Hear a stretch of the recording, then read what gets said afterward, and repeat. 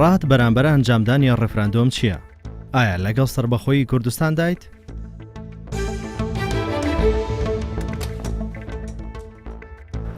ئێمە دەوانێت بین بە دەوڵەتی کوردی خاوەن پاسەپۆرت و فیزە خۆمان بین. ئێمە کوردین و پێشمەرگەمان هەیە داعشمانە نابرد و ئینشاڵڵا دەبین بە دەوڵەت و ئێمە دەمانێت پاسەپۆرت خۆمان نووسێ کورد و لەسەر پارەکە نووسێ کوردستان. من ئەندازیار سالار محەممەد قادر خەڵکی هەولێرم. پێم وایە کێشەی کورد لە دێرزەمانەوە دوو کێشەمان هەبووە. کێشەیەکە پێ دەڵێن کێشەی دەرەچی کە پەیوەندی بە کێشەیەکی نێودەوڵەتی هەیە، کێشەیەکە پێ دەڵێن کێشەی ناوی خۆیی کە پەیوەندی بە لایەنە سیاسیەکانەوە هەیە.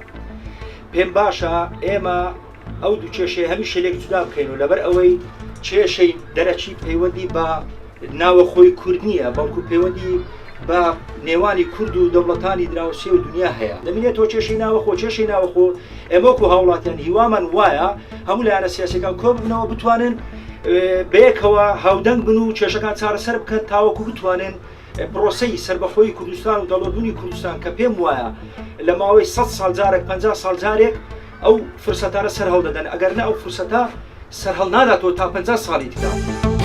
سڵاو، من فارس عومەرم، دانیشتوانی خەڵکی کەرکووکم. من حەزەکەم ڕێفراندۆم بکرێ، بەڵێ بۆ ڕێفراندۆم، بەڵێ بۆ سەربەخۆیی، چونکە ئەوە مافی هەموو کوردە و مافی هەموو گەلەکەمانە. ئێمەش وەکو مافی خۆمانە کە بزانین کە وڵاتمانە بێ کە خاکمانە بێ. من لەگەڵ ڕێفراندۆمم بەڵێ، لەگەڵ سەربەخۆییم بەڵێ، بەڵام لەگەڵ حیزبایەتی نیم. بەڵێ بۆ ڕێفراندۆم، بەڵێ بۆ سەربەخۆیی، نەخێر بۆ حیزبایەتی. زۆر سوپاس. من ڕابەر هەڵەبجەیی قوتابی زانکۆم، بەشداری لە پرۆسی ڕێفراندۆم ئاکەم، چونکە پێم وایە پرۆسەیەکی ئازادە و دەنگەر بۆ هەیە لە نێوان دوو بژاردا، بەڵێ یان نەخێر دەنگدا. پرۆسەی ڕێفراندۆمێک ئاشکرایە بۆ سەربەخۆیی کوردستانە. هەموو مرۆڤێکیش، هەموو تاکێکیش حەزی لە سەربەخۆیی ئەو شوێنە هەیە کە لێیەتی حەزی لە سەربەخۆییە.